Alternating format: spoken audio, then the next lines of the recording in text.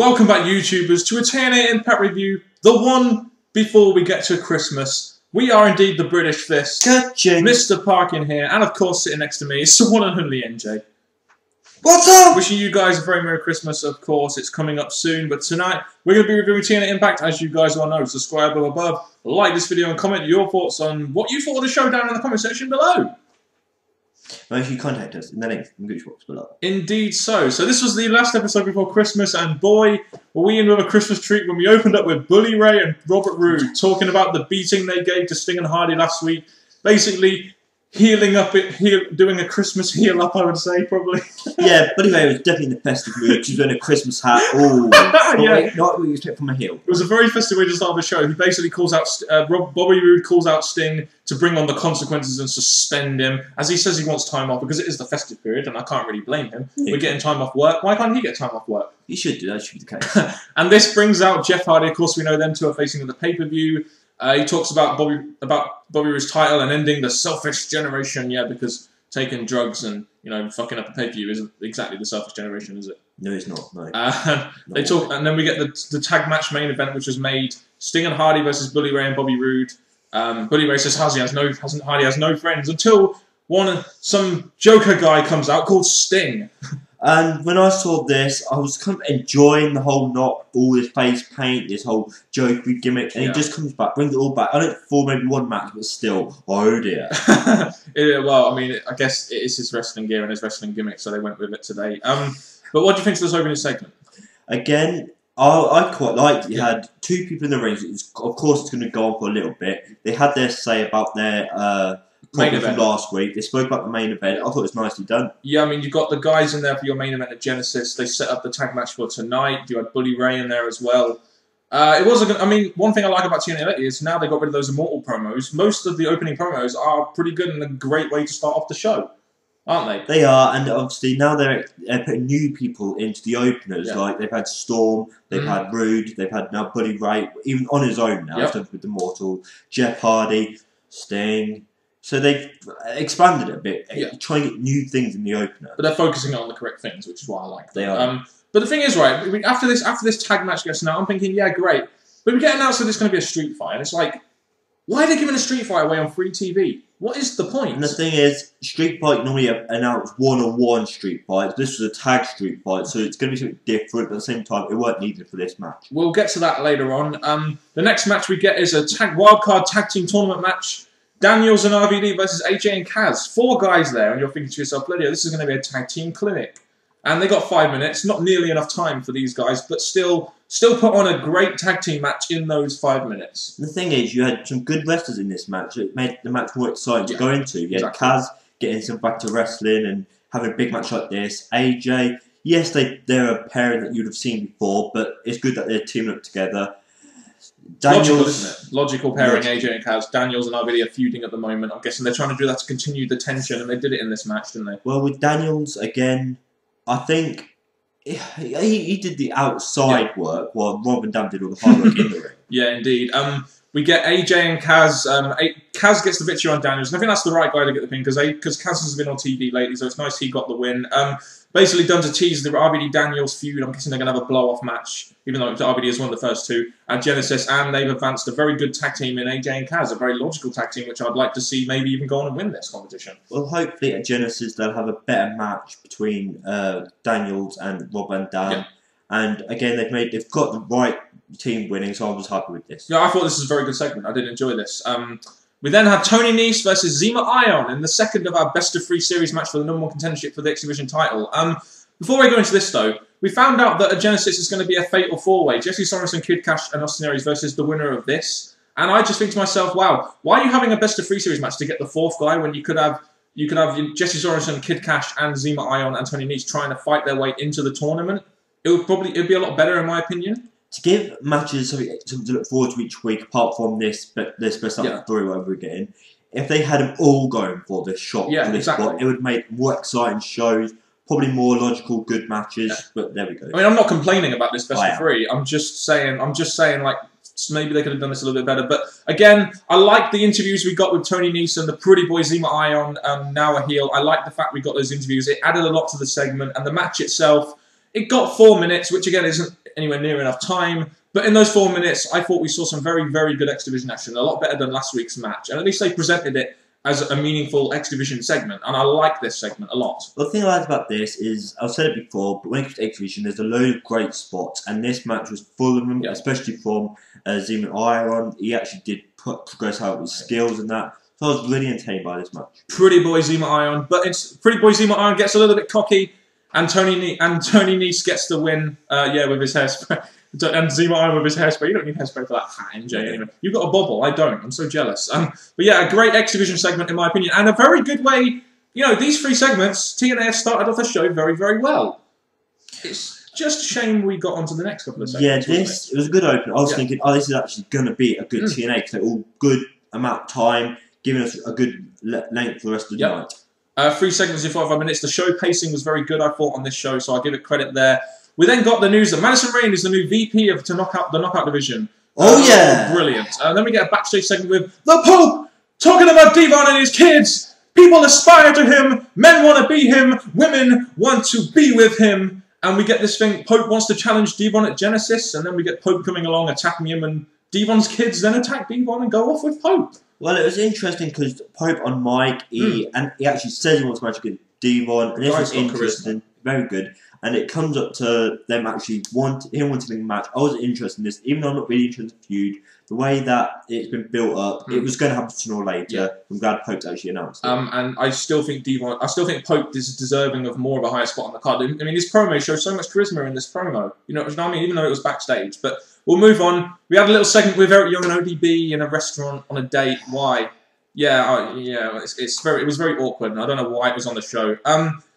As our main event this evening, though, we had Madison Rayne coming out for a promo, calling out Tara and Teschmacher and saying that she's the official VP of the Knockouts division, and she wants these two to face each other one-on-one, and she'll be the special guest referee.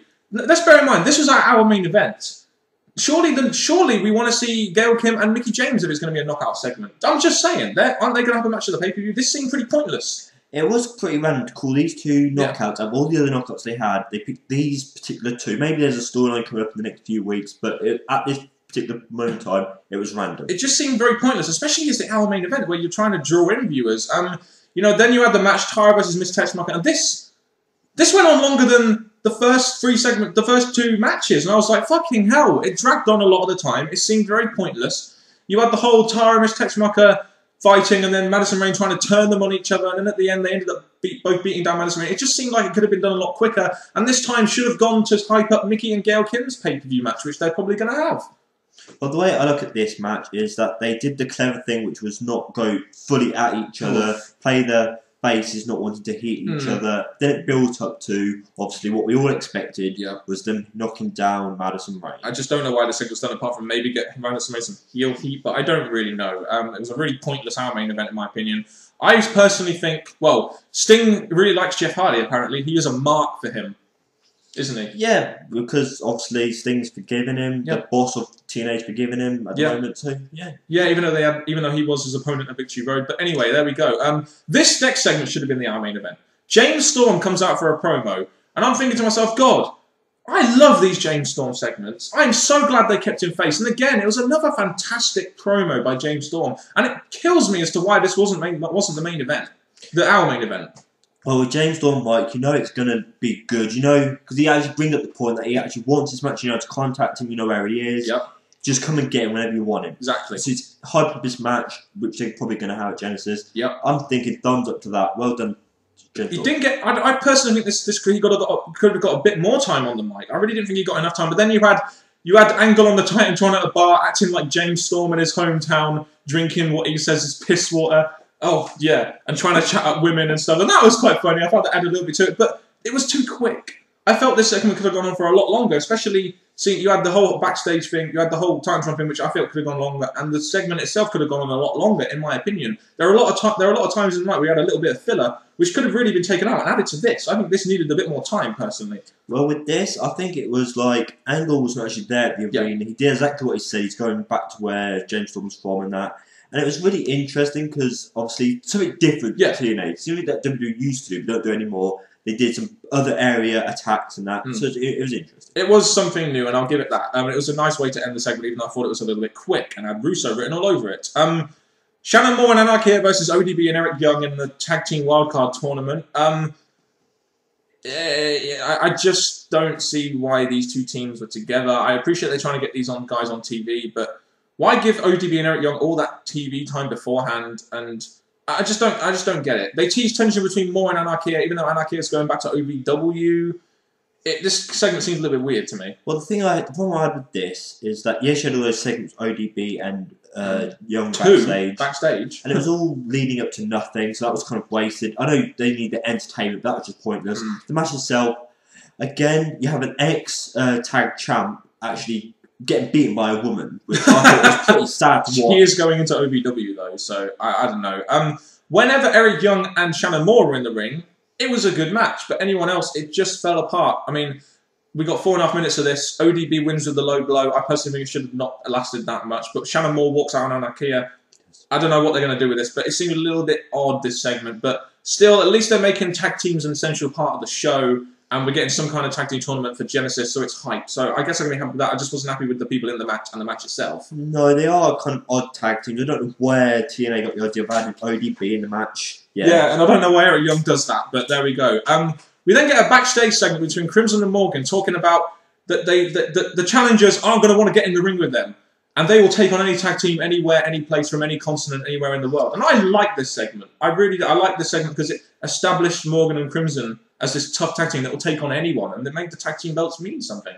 Well, the thing I like is that you needed these on the card somehow, because there are tag champs who are going to progress onto a rivalry. Yeah. To have them have this little segment, even though it weren't long, it got them on the card, it got them to say what they needed to say. Thumbs up to that. I'll tell you what though, Crimson and Morgan versus Samoa Joe and Magnus, or even AJ and Kaz, I would love to see. I'm just going to say that right now. Well, it would definitely do good for their opponents, because they're the ones who are going to get lifted up by being put into this important match. And of course, we got not many tag teams in the TNA now, so this is why I think this wildcard tournament is a good idea. Just my opinion there.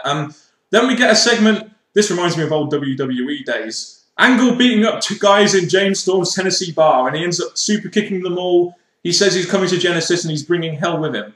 Again, it was something different. Another segment with Angle on it, featuring Angle. Something backstage, beating up guys in a bar. Well, again, I'm going to give this a thumbs up. At the same time, this particular video package could have been done earlier when it was... Instead of that, I'm with a woman thing, this could have been done there. Yeah, so maybe. Just to make it cut it down and get to the point, and Angle having his part. I did like the way they featured that throughout the night, because I do like the Angle-James Storm rivalry, so I'm glad we got that throughout the night. I did like that. Again, it was good, because it's hyping it up, but I would have done it into one big part. Alright, okay then. Main event of the evening. Bobby Roode and Bully Ray versus Jeff Hardy and Sting in a street fight. You know, we had action going on in two separate areas, and they used the split cam kind of well, but the reason why I wanted this to be a normal tag match was because you can all see them in the same place, and you don't have to get weapons involved, and I don't know why they get weapons involved on TV. I don't know. I just don't know why they have a fucking street fight, apart from to like get ratings or something. But they don't need to. The gimmick matches save them for the pay-per-view. Come on. That's very true. And the first thing I noticed about this match, for the first half of the match, or maybe close to that, first 5 minutes, the faces were pretty much on top, and the heels were just taking the beating. The faces dominated at the start. Then we come back from the break, and the heels dominated a majority of the match after that, until we get to the very end when Jeff Hardy gets the pin after a splash through a table. They did use good weapon usage here. It's just that I don't want to see that on free TV. That's the issue. You know, we got a decent match. We went 15 minutes, but why was it a street fight? And why not, in my opinion, rather than let your world champ get pinned, let Bully Ray get pinned. Let Bobby Roode walk out unscathed. Well, when it comes to tag teams like this, I expect the faces to come out on top. Again, just because he had Sting on his side, I would have maybe had the heels win to make them look a bit more dominant, especially James Storm, Bobby Roode over Jeff Hardy, but... there we go. The thing is, the thing I've noticed now is they booked Bobby Roode very well, and it comes a point where you do have to make the faces look a bit strong. So I can tolerate Jeff Hardy getting the win, obviously, but they booked Bobby Roode quite well, so that's why I can tolerate it, other than like an Orton, for example, where it's just like... But, I mean, overall, it was a decent main event. I just question why they had the street fight stipulation. I guess it was good hype towards the main event of Genesis, Jeff Hardy versus Bobby Roode, which has already been announced, of course. We got a lot of mentions of Genesis throughout the night, but no matches officially made. I guess we got the X Division thing, the tag team tournament thing. No matches officially made yet, which was a little bit disappointing, but still, I thought the pay-per-view hype was still pretty decent. I'm going to say, throughout the night, again, this is the match it was all leading up to.